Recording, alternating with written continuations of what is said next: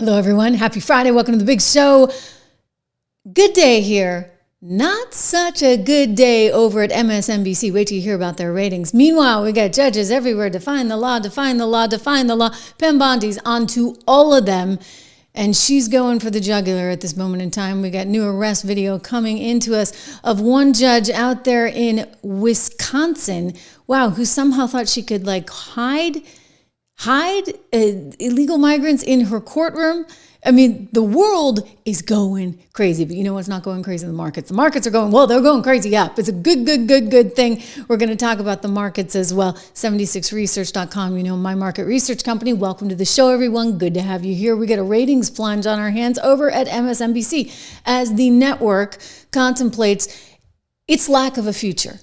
It's lack of a future because the parent company, one Comcast, doesn't want to have anything to do with this place anymore because it is, one, a political liability, and two, a failing business that goes way too much in terms of the egomaniacs you got to deal with. Oh yeah, Rachel Maddow, I'm looking at you. Okay, the egomaniacs with the giant salaries, the $25 million woman that she is, $25 million a year, really, for that show?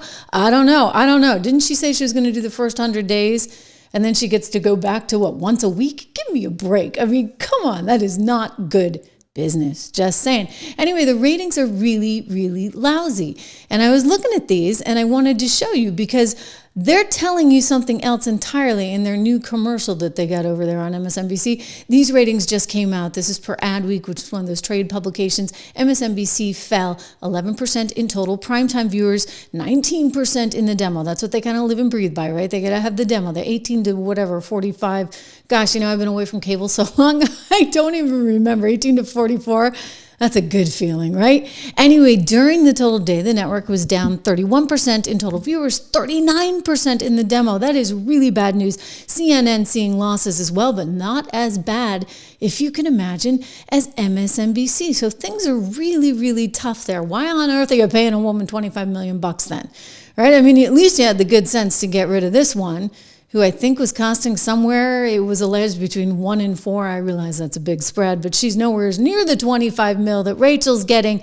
They had enough with Joy Reid, in part because we're talking about one pessimistic lady. Do you remember when she was going on about how you really couldn't accept Donald Trump as your president because of J6? Yeah, seriously, I remember. Well, I hate to be the fly at the picnic table, but you can't peacefully transfer power to an insurrectionist simply because it took them an extra 4 years to finish the job. This was a violent transfer of power, the most violent in U.S. history, if we're being honest. So that was a violent transfer of power, yeah. When Donald Trump came into office, you got to be kidding me. But that wasn't it. I mean, it was that she wouldn't accept that we had a new president of the United States. I guess we saw that before, right? We were just talking about Jimmy Carter and all the stunts he pulled. May he rest in peace. Here's Joy Reid on election night, giving you a little sort of precursor of what was to come. In all seriousness, I mean, this is just so blatantly irresponsible. It gets my Irish up, but you might as well see it because this is the mentality of that network. And we begin our final sprint, having arrived at that point in the election season where basically we on this side of the TV screen have said all we can. We've laid out the stakes in this crucial election where one side stands for freedom while the other meets the textbook definition of fascism, namely a far-right dictatorial regime like Hitler's Germany or Franco's Spain or Mussolini's Italy, but also white-ruled South Africa before Mandela and the black majority took control, or Vladimir Putin's Russia, Viktor Orban's Hungary, or Nicolas Maduro in Venezuela today, that suppresses the rights of women and minorities, uses the military to execute the whims of a strongman dictator, and controls and suppresses the press, education, the arts, rewrites history to suit a favored and dominant racial class, and foments extravagant corruption in order to enrich the dictator and his friends. Oh my God. Okay, I'm sorry. I just had to, we just had to see a little walk down memory lane to remember how bad she really is and was. And guess what? They fired her. But she's not the only one. I remember, what's his name? The guy on the morning, he's such a pompous you-know-what, okay? Here's Joe Scarborough saying this is the best Biden ever. I mean, unbelievable to me. Unbelievable that they would pull this stuff. You know what? We played it the other day. I don't need to play it again. But Joe Scarborough saying this is the best find ever. You know, the Brzezinskis have known him for 50 years. My wife, who's also my co-host, who was also my former girlfriend while we were both married, whatever, I digress. The point being, okay, that they're all a bunch of phonies. So phony that Joe and Mika, after they told you how awful Donald Trump was and how great Joe Biden was, they had to go march right down to Mar-a-Lago and quote unquote kiss the ring, right? Are they phonies or are they just good business people? Because I will tell you this, MSNBC is in a whole lot of trouble and Comcast knows it, which is why Comcast is getting out. And you know what? Anybody who actually had some sort of quasi news ability went over to the mothership. And so they're there at NBC News, which is now totally divorced and void from MSNBC, which is going to get sent to float on the open stock market. And well, you know what? I don't think it's going to go so well for that company, or at least not so well for some of the high ticket anchors over there, like one Rachel Maddow, maybe some of the others. I'll tell you, Rachel Maddow, though, she's really in a increasingly challenging position, in part because I don't think the public is going to put up with her escapades any longer. She's obviously struggling in the ratings. We saw that her production staff got totally laid off. This would have been maybe about 6 weeks ago or so, around the same time that Joy Reid got laid off. The amazing thing is Rachel went on to the air that night. And instead of saying, gee, this was really wrong for my whole staff to get fired, I mean, she lost them all, other than apparently the EP. Instead of saying something about that, she went on and just berated her bosses because they fired Joy Reid and she accused them of racism. I think the woman who, don't quote me on this, she might be Hispanic that's running the network. I don't know, but she's female, okay? So she's got something, Rachel. It didn't matter. Rachel decided to just light into the bosses. She didn't say one word about her own staff getting fired. And I was left saying, you know what, Rachel, if it's that bad, if you're working at that racist a place, really, you probably ought to leave, okay? You know, take your $25 million and go. Well, she may do that very soon, and she may not have a choice in all that because investors are going to be looking at this thing and they're going to look for opportunities for growth. Guess what they care about in the stock market? In the real world, they care about growth, and they want to see a lot of it. And you're not going to see much of it. You're only seeing dwindling numbers there at one MSNBC. I mean, you're down 11% in total prime time. And that's bringing Rachel in, by the way, 5 days a week. God forbid she has to work that much. You're down 19% in your demo in prime time. You got Fox that's killing it. You got streamers. Yours truly, thank you very much. It's good to have you here. Make sure you subscribe, share, like. We're up over 700,000. We're getting something like, I think I saw the numbers this morning, 88 million views a month right here on this little channel. So the whole landscape has changed, you see, guys. And I don't know how an MSNBC competes anymore. Not when you're paying $25 million a pop to your anchors. That's really kind of out of control. And then you're dealing with lawsuits, right? Think about the lawsuit. Oh, did we talk about this? I think we did just the other day. Remember this one? This guest. It's like Rachel just kind of clones herself over and over again. This guest she has on talking about the womb stealing doctor down in Georgia at the migrant facility. It turned out to all be a bunch of hogwash, and this story was totally untrue. And so he sued for libel, and he sued for $30 million. And well, you know, the network's sitting there going, is this really worth it? We got to pay her 25. We got to settle something for $30 million. I don't think so. So this is where investors are going to come out.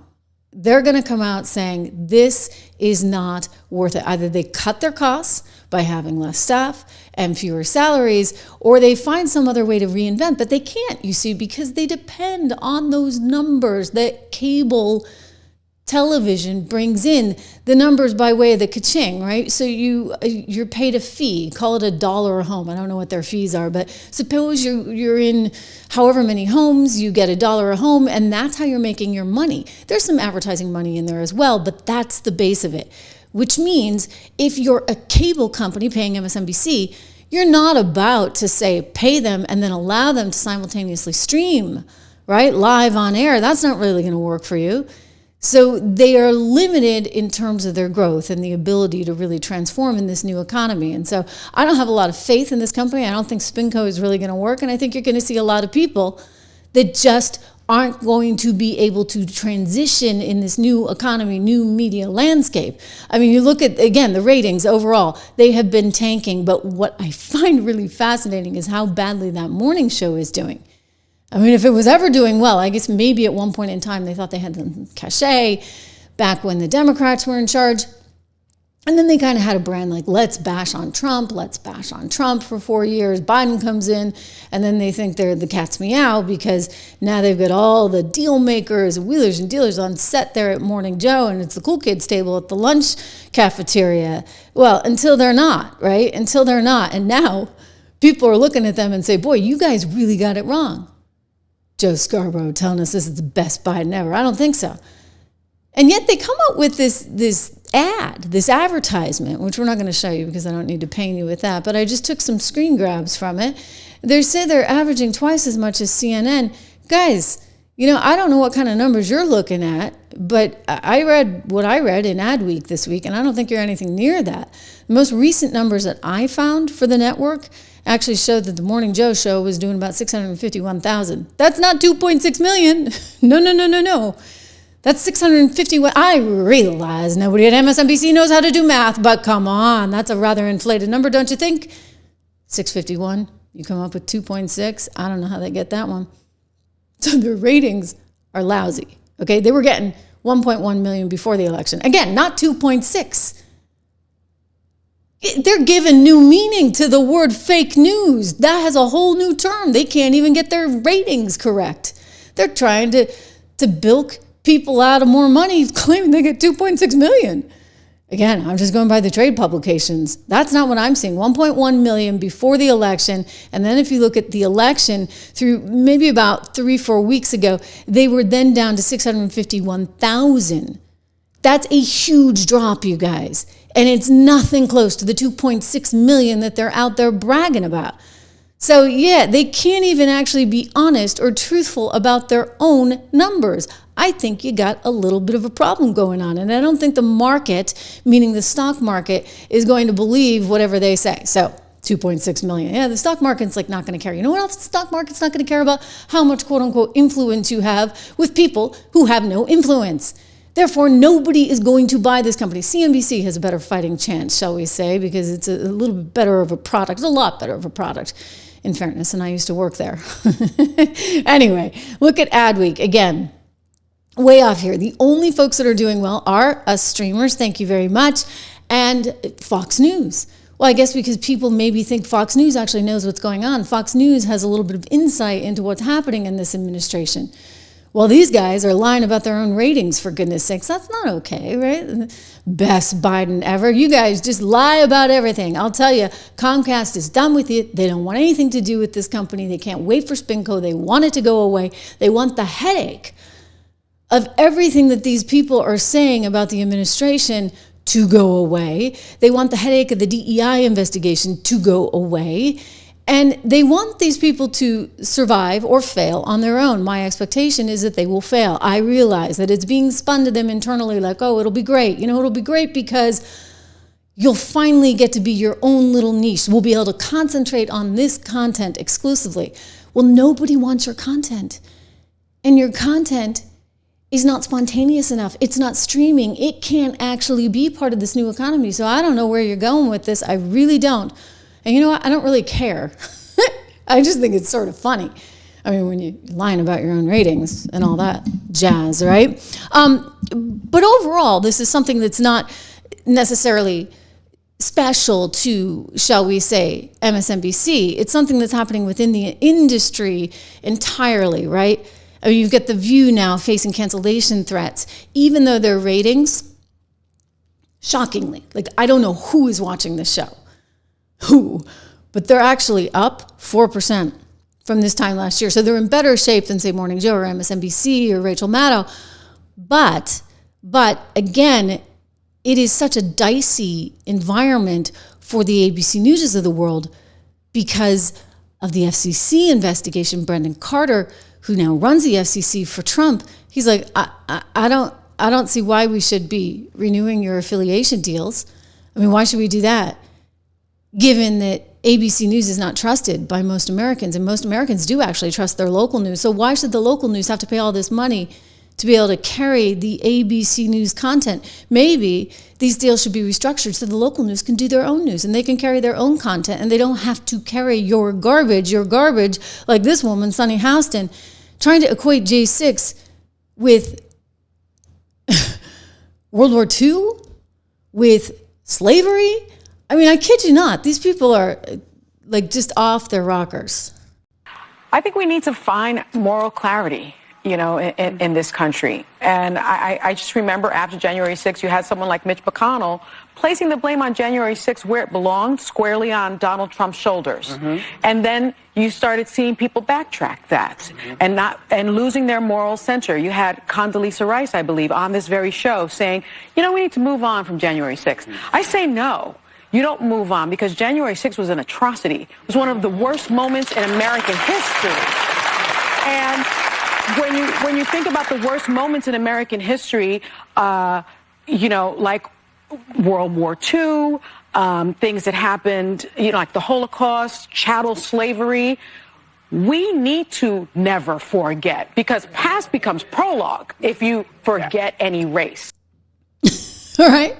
So this is what poor Bob Iger, not that I have much sympathy for him because he put her in the spot, has to deal with now. You've got somebody who's not willing to move on, who's not willing to accept that this is the president of the United States right now, because she still looks back on J6 and equates it with slavery. I mean, wow, right? And you have Whoopi Goldberg, who's been doing her best to hold her tongue because they've told her to, who went into this election period saying nonsense like this. I'm going to be, on day one, I'm going to be a dictator. Who says it to you, tells you, I'm going to put you people away. I'm going to take all the journalists, I'm going to take all the gay folks, I'm going to move you all around and disappear you. If that's the country you want, you know who to vote for. If that's not the country you want, you have to make a decision. All right. Well, they made a decision, Whoopi. And you may be up a little measly 4%, and I don't know what kind of year-over-year stuff you're trying to do to get that, but let me just say, they made a decision. The decision was to elect Donald Trump. I mean, he didn't just take the Electoral College. You guys were all upset about that, saying, well, we got to throw out the Electoral College. We don't like the Electoral College anymore because it elected Donald Trump. He took the popular vote too. All right? So there you have it. This is the world in which we now live, and nobody trusts you guys. This is the FCC letter that one Brandon Carr sent to Bob Iger just a couple of weeks ago, basically saying you guys are in trouble. And not only are you in trouble about the accreditation in terms of the ABC affiliations, not are you only in trouble about using public airwaves, but you're also in trouble because you're in violation of the Constitution with all your DEI policies. According to Brandon Carr, there's concern about certain quotas in hiring. Well, that would be, how shall we say, illegal, right? Illegal, not constitutional. Harvard's paying the price for that one right now. It went all the way to the Supreme Court, right? With Harvard, they decided you couldn't discriminate against whites or Asians just because you wanted to have more black students. That doesn't work. The DEI stuff that you all champion, it's out because guess what? It's not legal. So ABC has a whole set of situations in front of it. I mean, ABC is really fighting for its very survival. And don't forget, there aren't a whole lot of folks that like Disney very much. That would be the owner of one ABC News, nor do they like one Bob Iger. But I'll leave that all aside. I mean, remember Elon Musk and Bob Iger, and, you know, when Disney pulled its advertising on X, and he's like, you know, how dare you, and F you, Bob, and you think you can fight me with money, it's not going to work.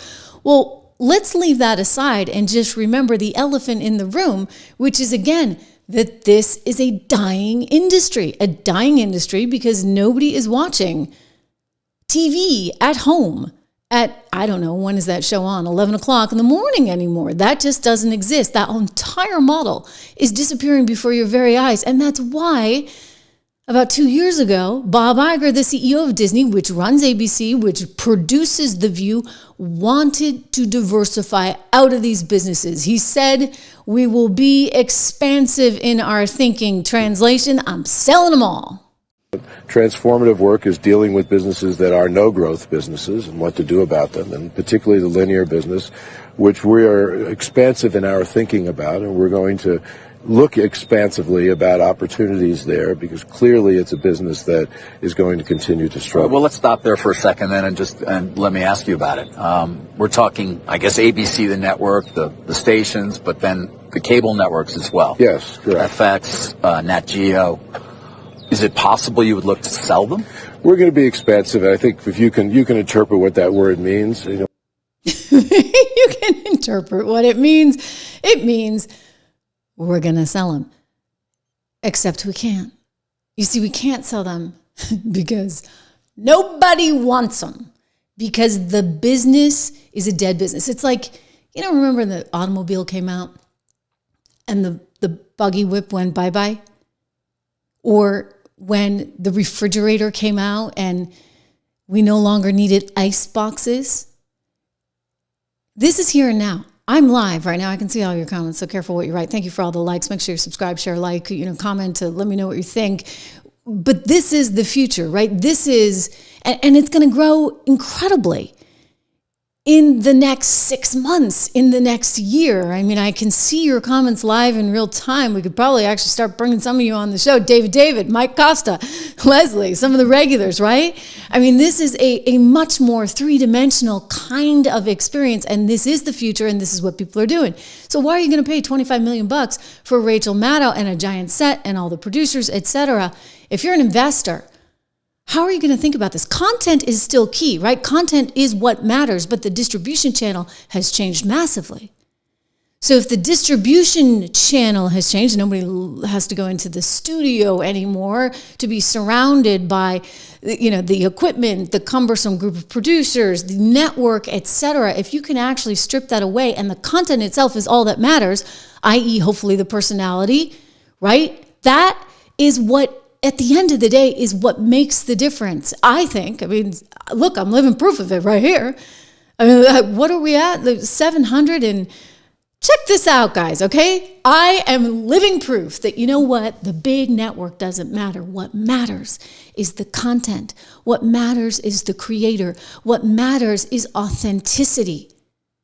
We've got 700 and, wow, this was just before I went to air, so we may be higher right now. Hopefully we're higher because you're like liking, subscribing. 700, nearly 500,000. I mean, that is incredible. And so many of you have seen it all along the way. And thank you to those of you who were shouting out, Unc Anthony, I see you in here saying, hey, this is fantastic. When we hit 700,000 the other day, it was just a few weeks ago, we were at 600,000. I think Christmas Day was 500,000. I've been doing this show every single day live for about 2 years now.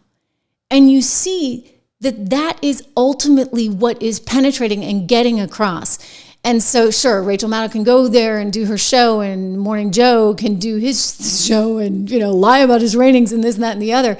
We're doing 88 million views a month with 705,000 subscribers. We'll see what we do on this show when it's all said and done, but we're seeing hundreds of thousands of you tune in every single day for the show, and it's amazing. It's amazing, right? So this is the future.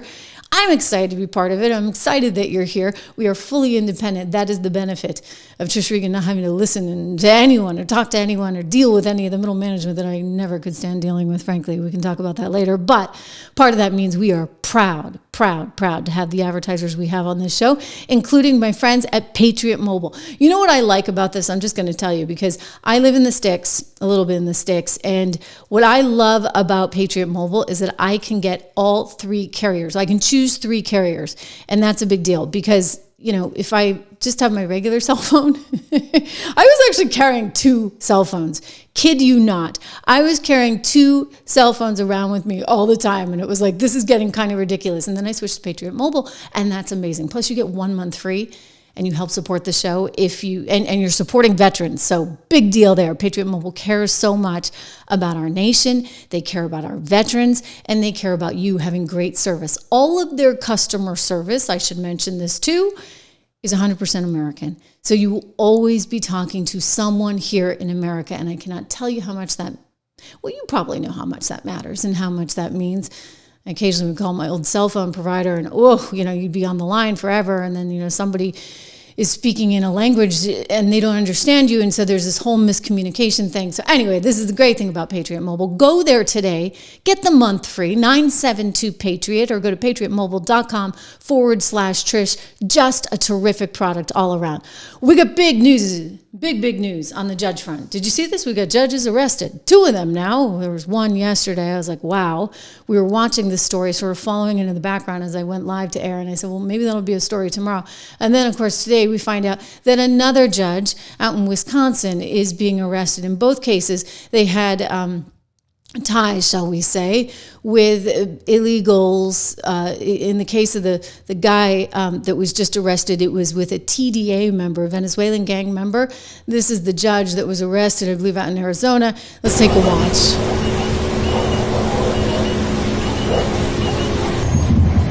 Okay, well, we're just looking there at some video of Judge Juan Cano and his wife that were being arrested by federal authorities after they were accused of harboring a TDA gang member at their home. So this is the judge that was arrested. He had just resigned a short while earlier. So yesterday he resigned, and then last night they showed up at his house to arrest him in this case. The wife is also arrested. Apparently, the person was living in their casita, I guess their guest cottage, may have been doing some gardening work for them, was close with their daughter, close enough that apparently there's pictures of all of them together and pictures of this gentleman with firearms that the judge had. So kind of strange, but it's weird that you have judges that are so flagrantly in violation of the law. And wait till you hear what the woman in Wisconsin did. But before we get to that, Pam Bondi was asked about this on Fox just a short time ago. I want to play for you what she said. Pam Bondi, the head of the DOJ, who's sitting there going, I can't believe this. I mean, these are judges, for goodness sakes.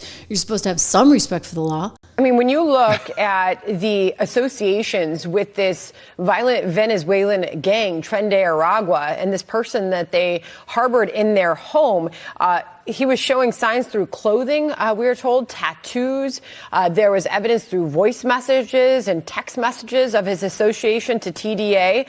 So what charges will Cano and his wife face, if any? So Judge Cano, soon to be former Judge Cano, got his charges were just unsealed. He's charged with obstruction. He admitted post Miranda. He took one of the TDA members' cell phones himself, took it, beat it with a hammer, destroyed it, and then walked the pieces to a city dumpster to dispose of it to protect him. The wife also is charged with destroying evidence. Sandra, not only that, this TDA member, and he had on a necklace that said kill, something about death. He had tattoos all over him. He also had on his cell phone pictures of 2 decapitated victims, decapitated, gruesome photos. And he was sending them out, and whoever he was sending them to was sending back saying, hey, you need to be careful. You shouldn't be sending these. You shouldn't be texting these photos out. Not only that, these 2, the judge and his wife, gave him assault rifles that belonged to their daughter. That's what they're charged with. In the criminal report affidavit, he goes to a shooting range with these assault rifles, with a suppressor, with other known TDA members, and they're shooting. This is the last person that we want in our country, nor will we ever tolerate a judge or anyone else harboring them. I mean, I don't even know what to say. What the heck was going on? Why would a judge be harboring so? Did the judge have something to do with it? I don't know. I'm looking at this going, this is the most bizarre thing, but yet it gets even more bizarre. Because guess what? We got another one out there in Milwaukee, Wisconsin. Hannah Dugan. The FBI arrested Hannah Dugan out of Milwaukee, Wisconsin on charges of obstruction after evidence that the judge, she's a judge, decided to obstruct an immigration arrest operation last week. What is happening, ladies and gentlemen? Okay, thank goodness Donald Trump is in there. Thank goodness this stuff is going to escalate. But I'll tell you, what are we doing with all these crooks? Bunch of crooks, if you ask me. I mean, you're supposed to be upholding the law, and you're clearly not. We believe, this is according to Kash Patel, FBI Director, Judge Dugan intentionally misdirected federal agents away from the subject. They came in to arrest him in her courthouse. They said Eduardo Flores Ruiz, allowing the subject, an illegal alien, to evade arrest. Thankfully, our agents chased down the perp on the foot, and he's now in custody. But the judge's obstruction created increased danger, to the public. We will have more to share soon. Excellent work to the FBI in Milwaukee. Here's the lady. I mean, wow. So she apparently decided to get up when she heard something like, wait, they were going to go after him. And she said, come with me. And despite having been advised of the administrative warrant for the arrest of Flores Ruiz, Judge Dugan then escorted him and his counsel out of the courtroom through the jury door, which then leads to a non-public area of the courthouse. These events were obviously unusual, shall we say. I mean, apparently this is something that's only used for jury use. So she's like sneaking him out the back door. I mean, you can't make this stuff up. Here she is getting arrested earlier today. Judge, anything to say about this?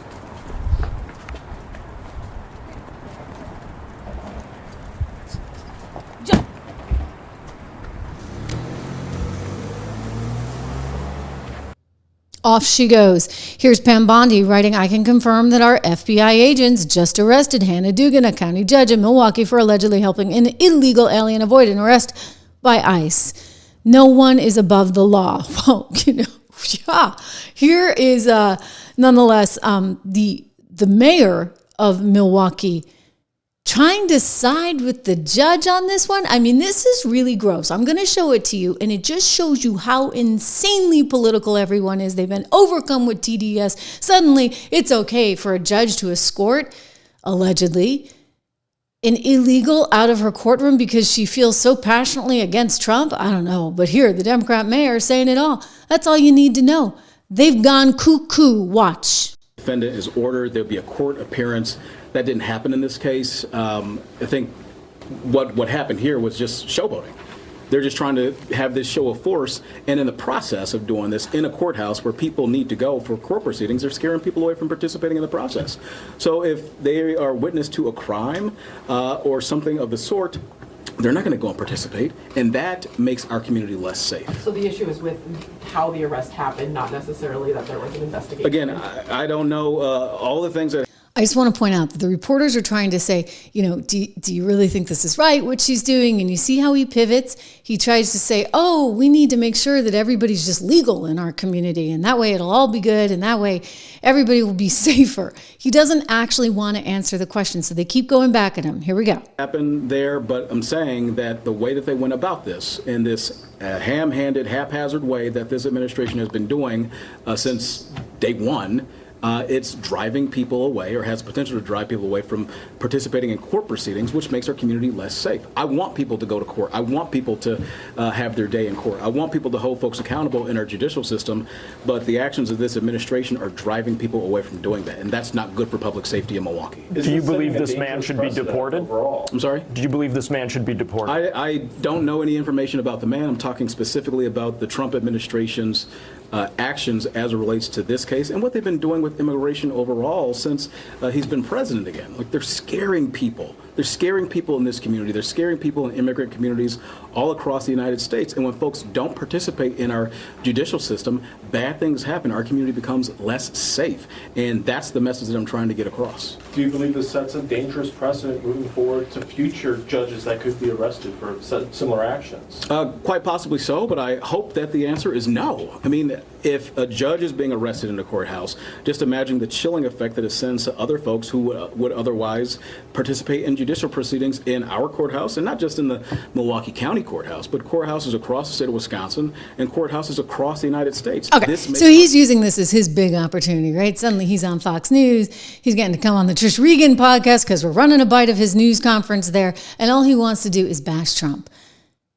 They can't see the forest for the trees. They can't seem to understand that there was a reason this guy was being arrested. There was a reason this was happening. And there's a reason why Pam Bondi says this judge, if found guilty, needs to be behind bars. You see these judges trying to obstruct your efforts to make this country safer. What is your message to them? We are going to prosecute you, and we are prosecuting you. I found out about this the day it happened.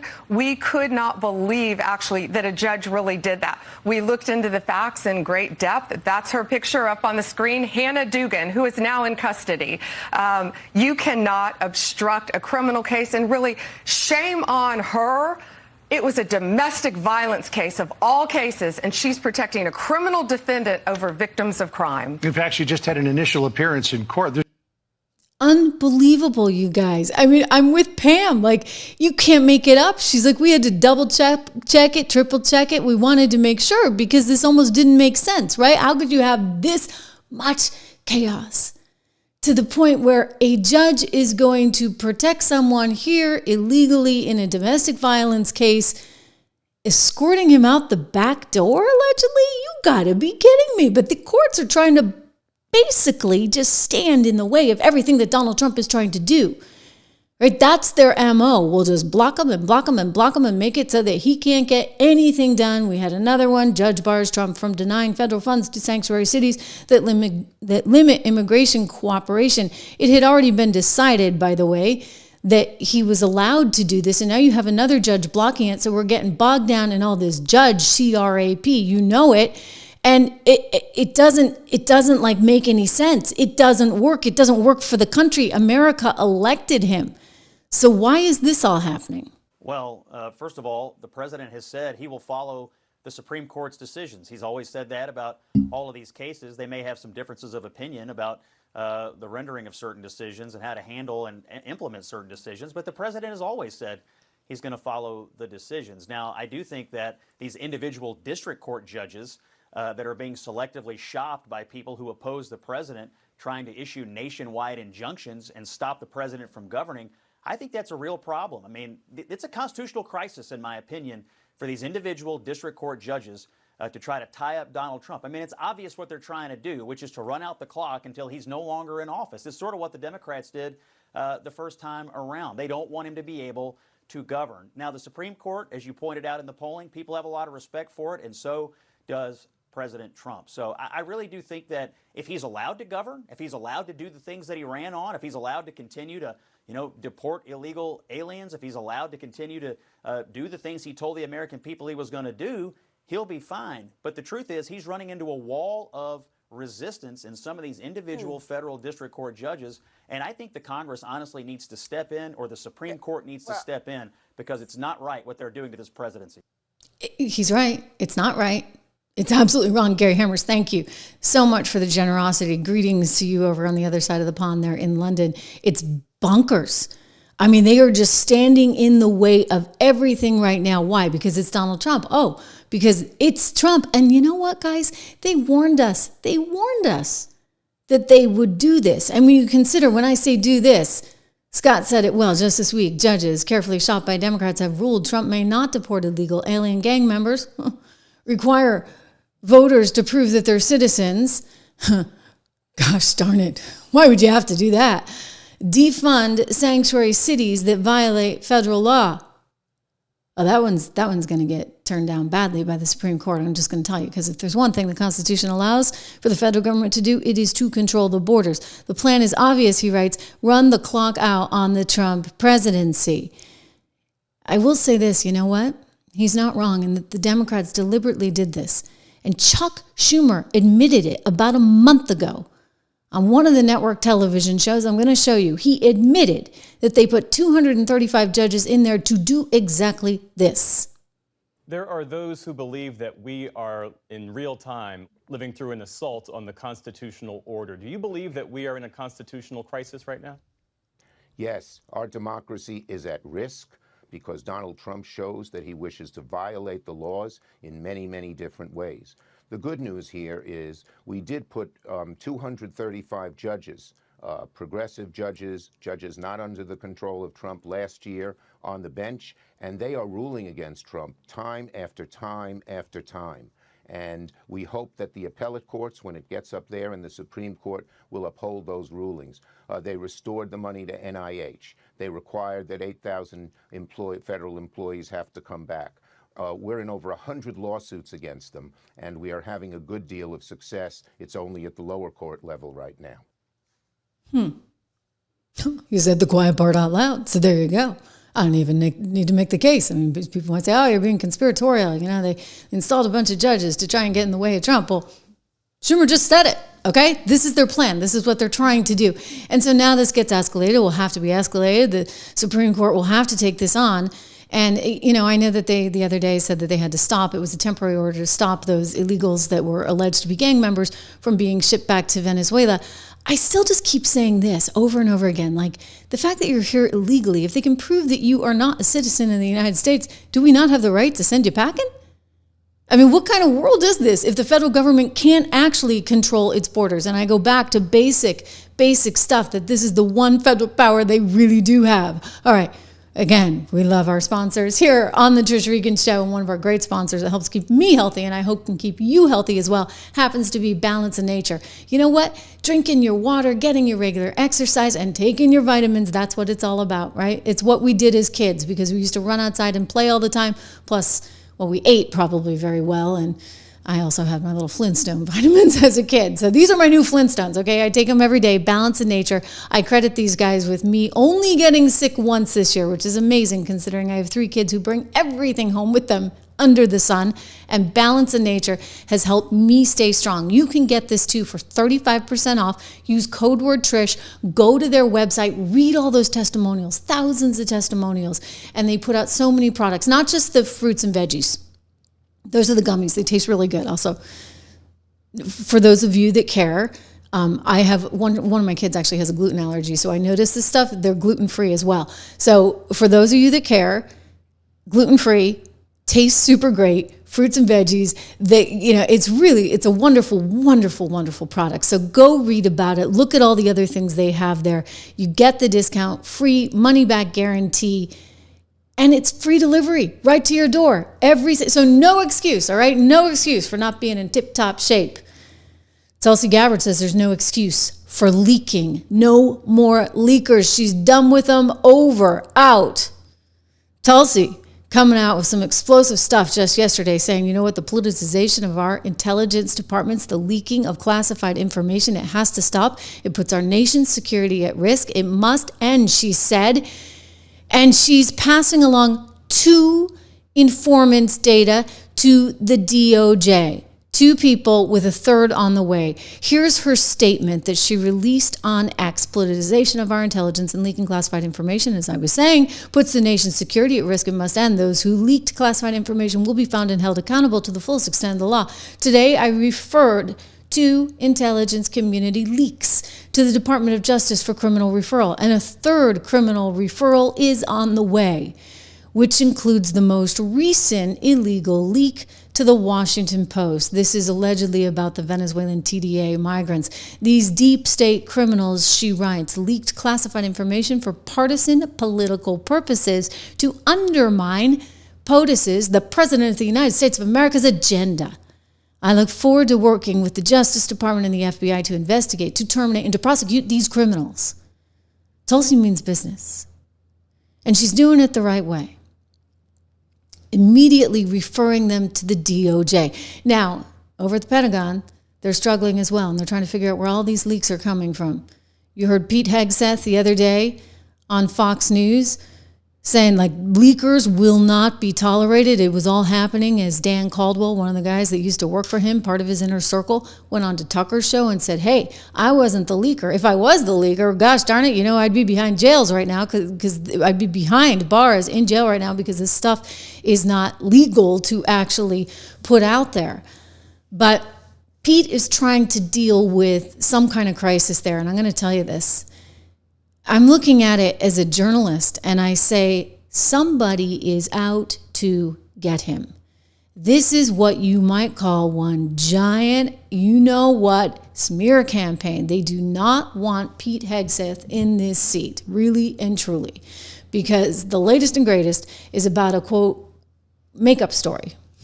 It was like the made up makeup story. Now, there may have been some kernel of truth in there somewhere. I'm just going to be perfectly honest. You know what? We wear makeup on TV. Pete was a professional broadcaster on Fox News. He was used to having his makeup done. I was always like, this is not fair. I'd get in the chair. I remember once being in D.C. and Tucker was on at the same time as me. So, we had a nice chat. But like his makeup was done in like 30 seconds. Me, on the other hand, wow, I'm in there a good hour, right? Hair and makeup. And that was double teaming me, right? We had both hair and makeup at the same time. I'm still there for an hour.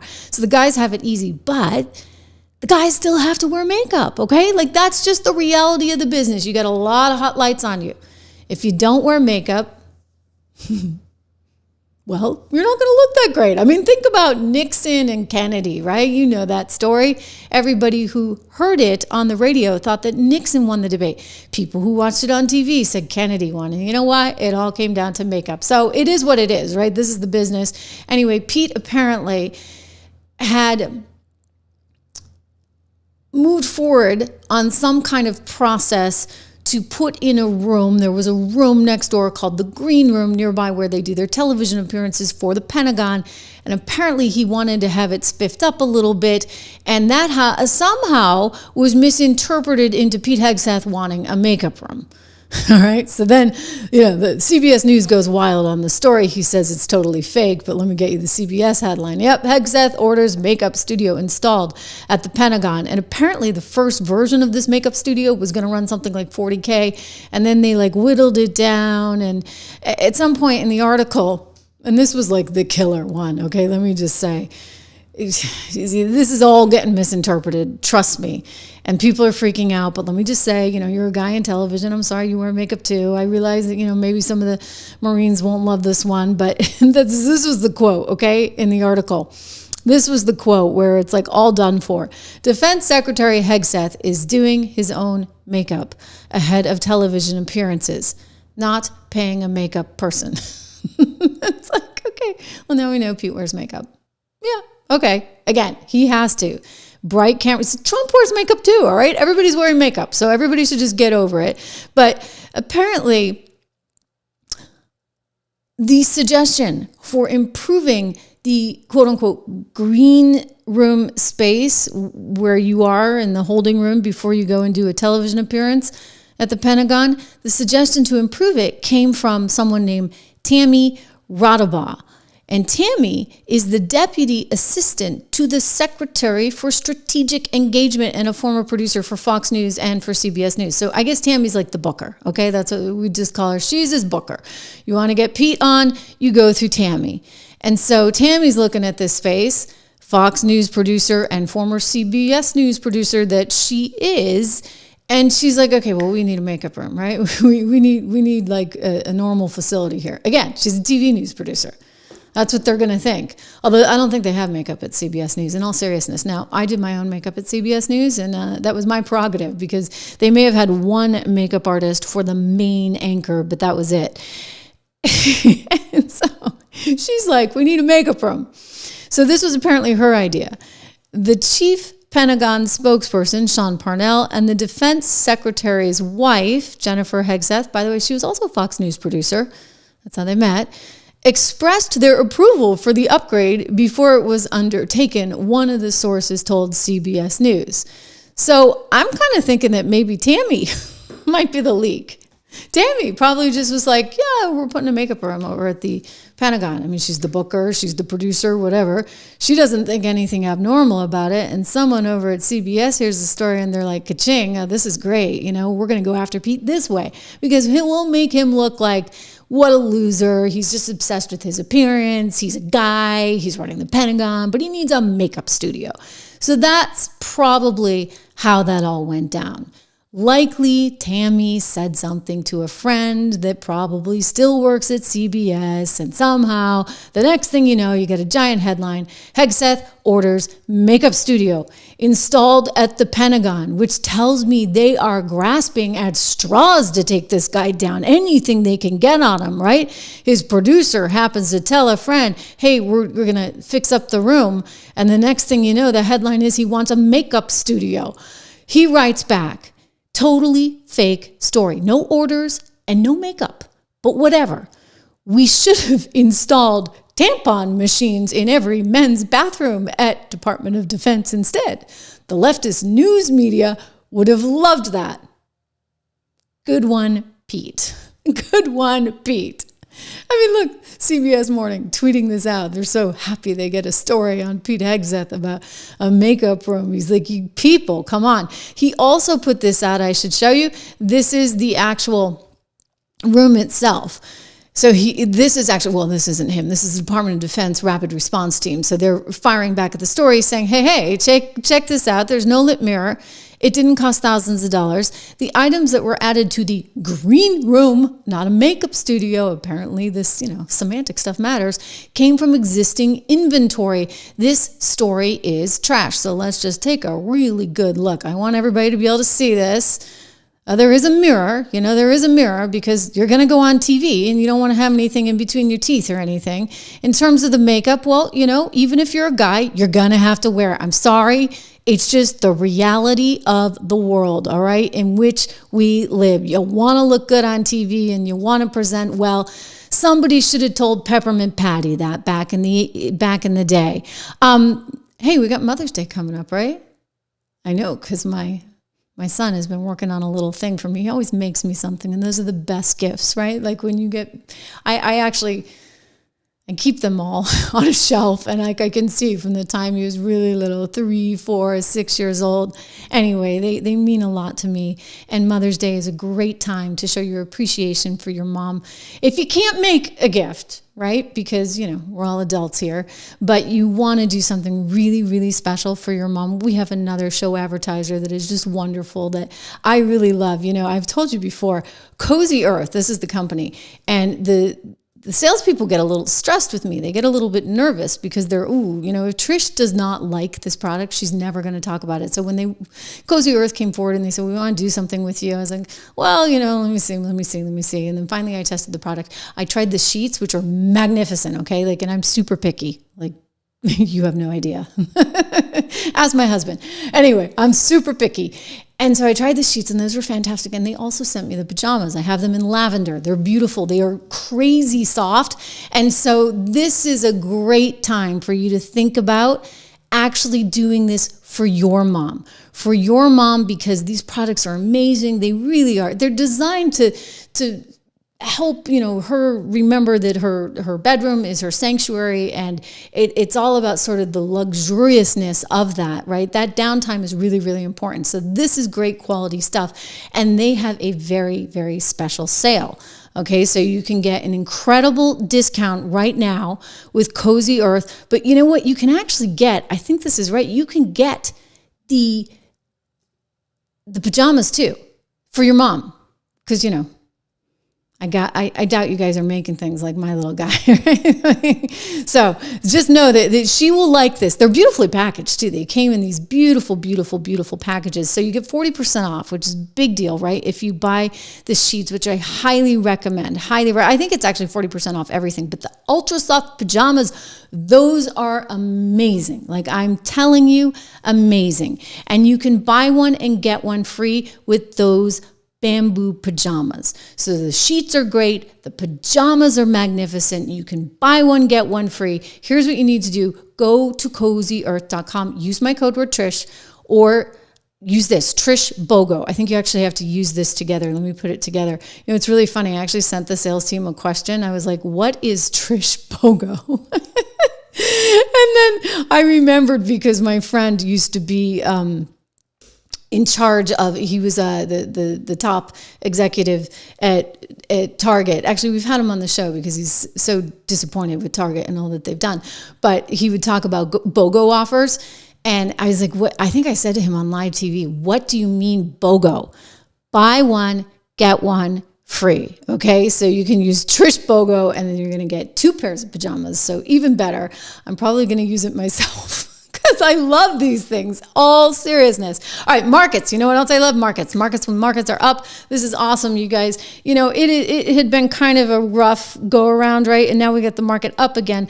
Dow closing basically flat, a touch higher. S&P up let's see, 0.74%, so pretty good. 0.75%. You get the NASDAQ up 1.25%. I love seeing this. I love it, love it, love it, love it. Don't forget, you can go and get more on my research at 76research.com. Use code word dollar. My gift to you, that would be a good one for your mom too, right? Think about that for Mother's Day.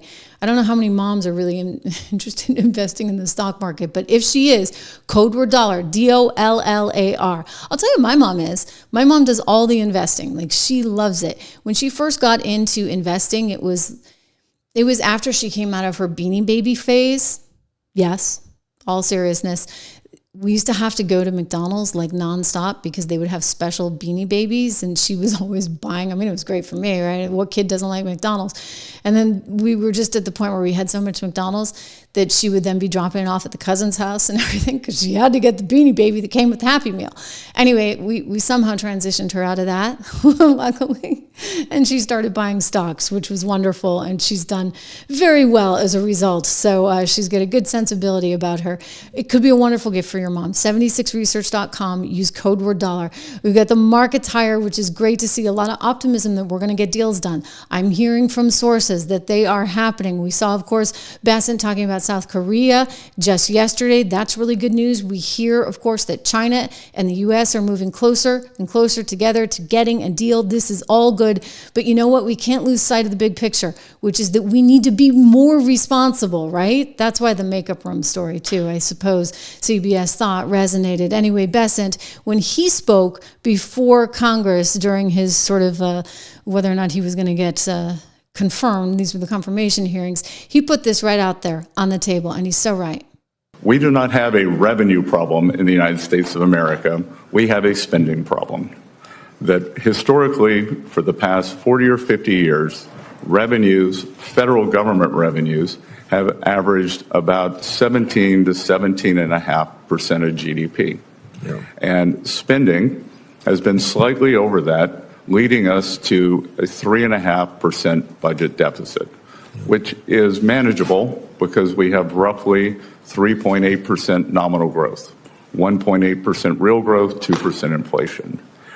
Today, as you stated, and to be clear, this is one of the things that got me out from behind my desk and my quiet life in this campaign was the thought that this spending is out of control. We are spending about 24, 25% of GDP.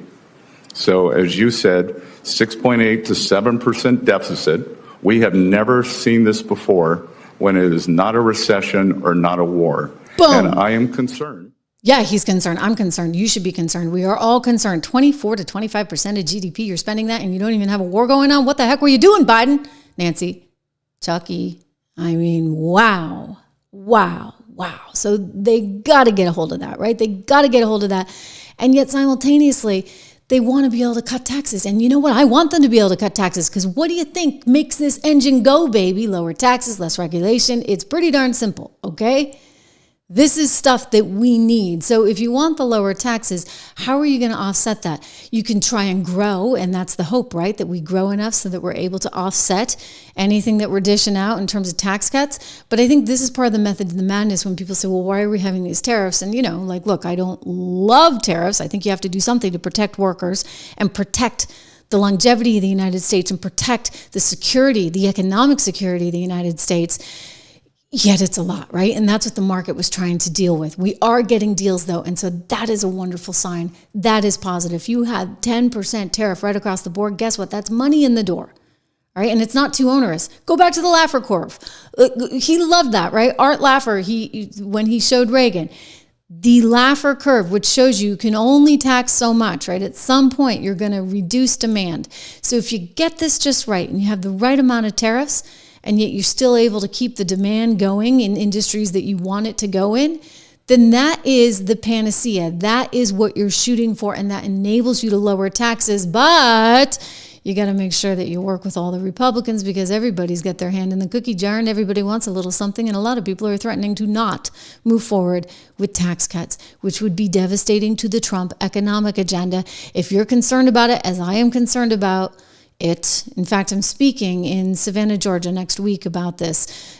Grover Norquist is one of the people on my panel. You know Grover, right? Because he's for lower taxes always.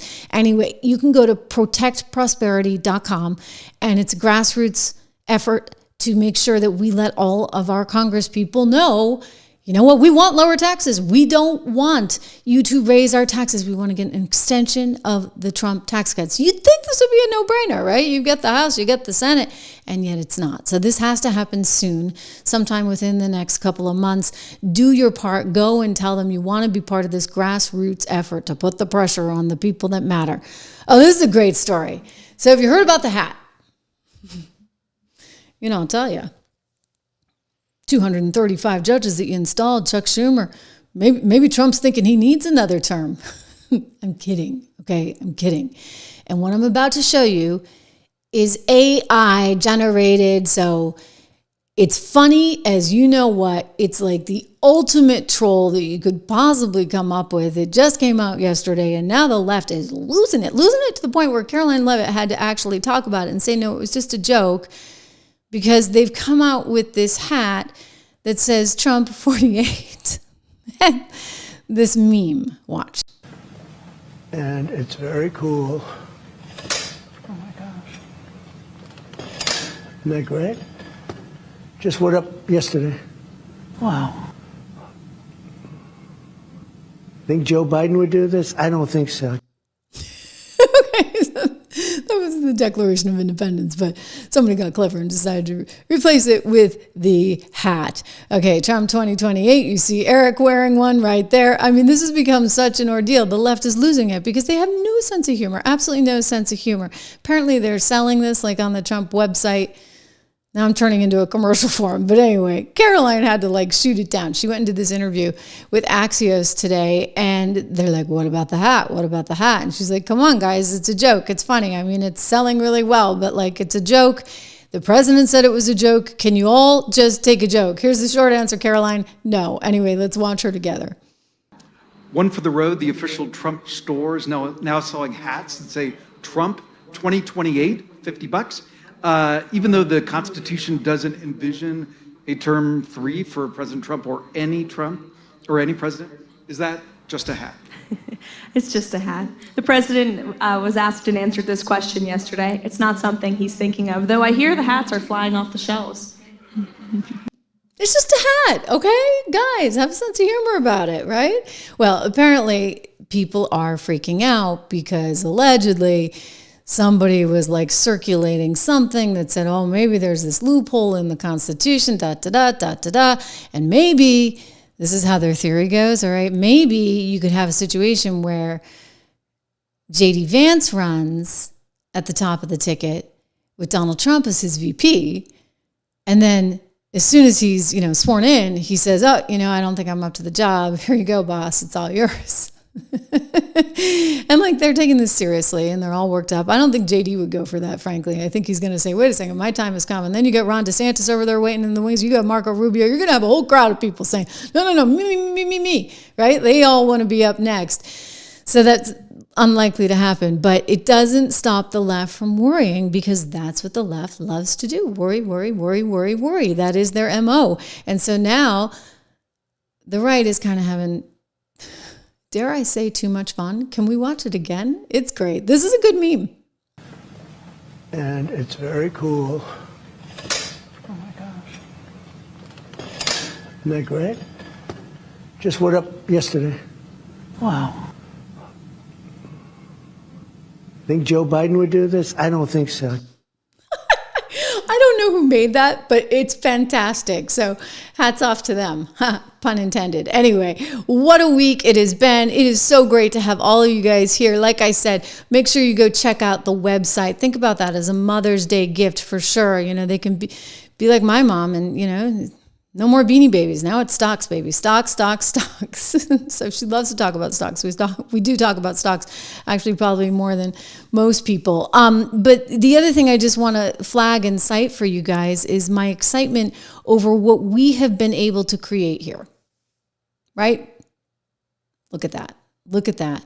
We are coming up on nearly 1 million, and I know we're going to get there thanks to your enthusiasm. So thank you for everything you do. I want you to have a wonderful weekend. We get some more stories coming your way. There's some more stuff breaking on ESPN.